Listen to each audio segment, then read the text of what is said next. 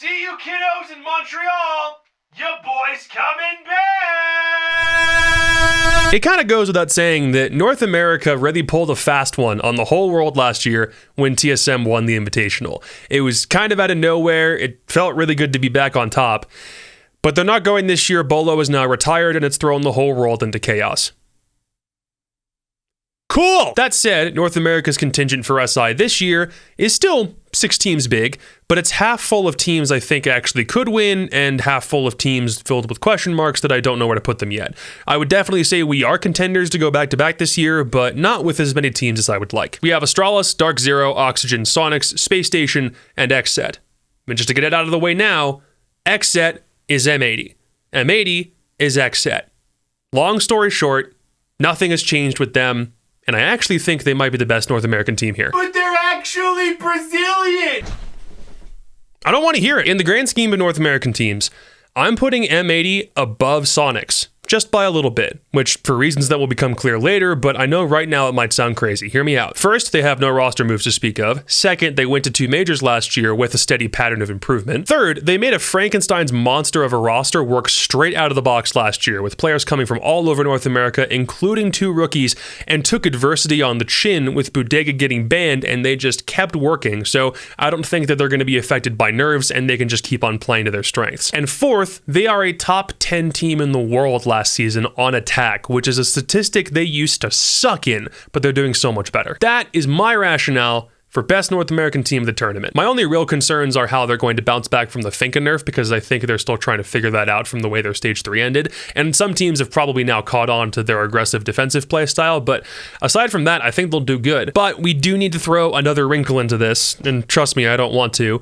Gomez had to leave their boot camp in Brazil because his visa suddenly got revoked. He's applying for an emergency one, and according to him, he should get to Montreal right before games start, but it means that he's scrimming on 150 ping right now from North America. So if he can get to Montreal on time and M80 can shake this little bump off, I bet they do just fine so long as they don't get tripped up early. And the SONIQS are going to be right there with them.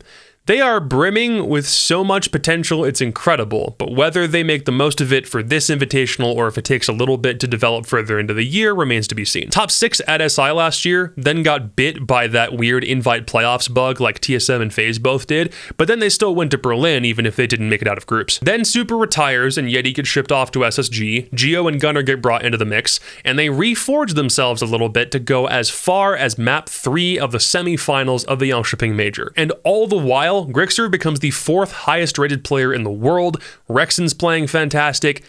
It's going great. Their decision to bring Citizen in is a good one because Citizen is cracked.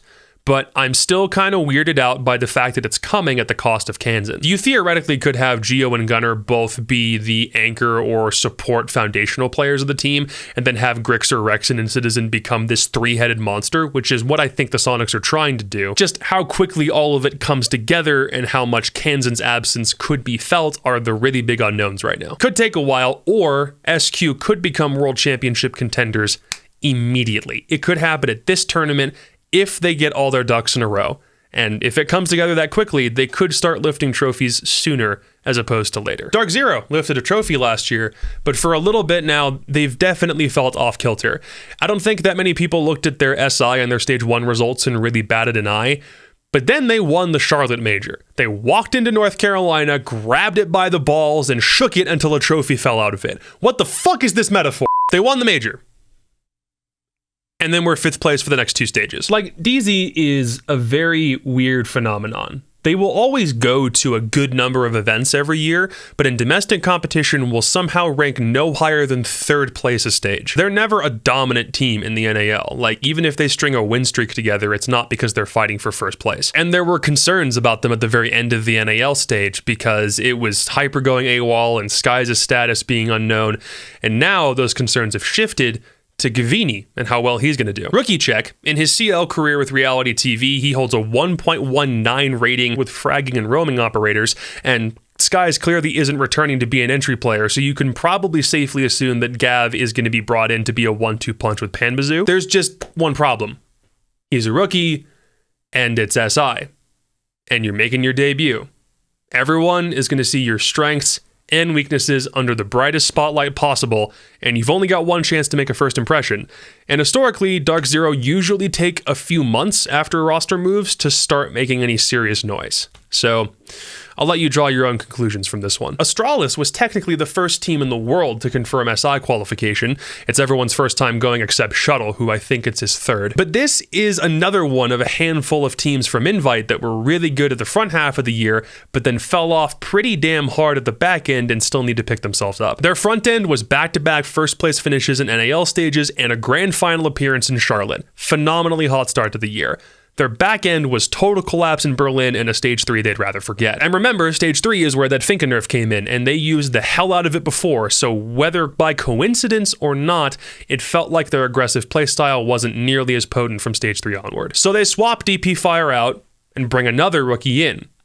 Spiff. He's the youngest player of the whole tourney at 18 years, 4 months, never played in Challenger League, cut his teeth on 2 different Tier 3 leagues in North America, and in SCS specifically currently holds down a .98 rating. Astralis picked him up and played in SCS Season 7 with him, but where he's usually played Sledge, that's Shuttle's job.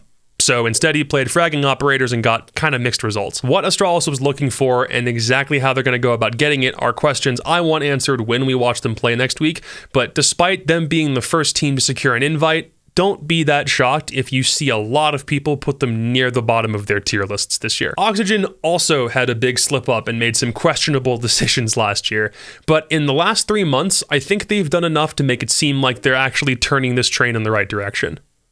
Kinda. After a decent finish at Invite last year, they got Newers and Dream and made a really nice run in Stage 1, Charlotte, and Stage 2. Then they told Laxing right after Stage 2 that they were moving on from him from before Berlin, which shocked them for that whole event, self-admittedly by Dream.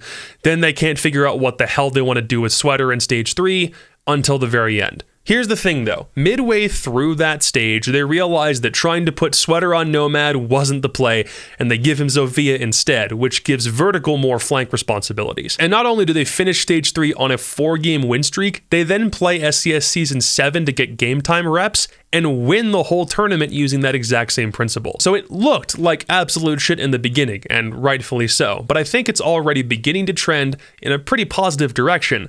I don't think they're going to win, but I do agree with the idea of building around Sweater as a main fragger and not as a supporting character. And if Oxygen can put all of these pieces together, then they're going to be great from Stage 1 onward this year.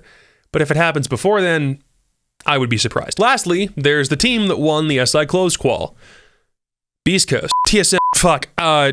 Spacestation. Sorry, I blacked out for a second there. If you have Bosco in an SI qual, he's going to take your team all the way to the big dance every single time, which is exactly what happened here. SSG had a super uneventful year by their standards, unless you count all of that drama surrounding Skies. First NA team knocked out of Invite, were 1 game away from going to Charlotte, bombed out in Stage 2, dropped Skies, went to Gamers 8 with a sub and didn't do anything noteworthy, then signed Yeti from the SONIQS and went to Yongshipping, but they weren't really all together yet. But that SI qual bracket was really, really good.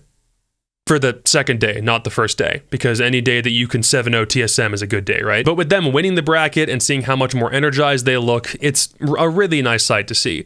And here, I'll give you a hot take.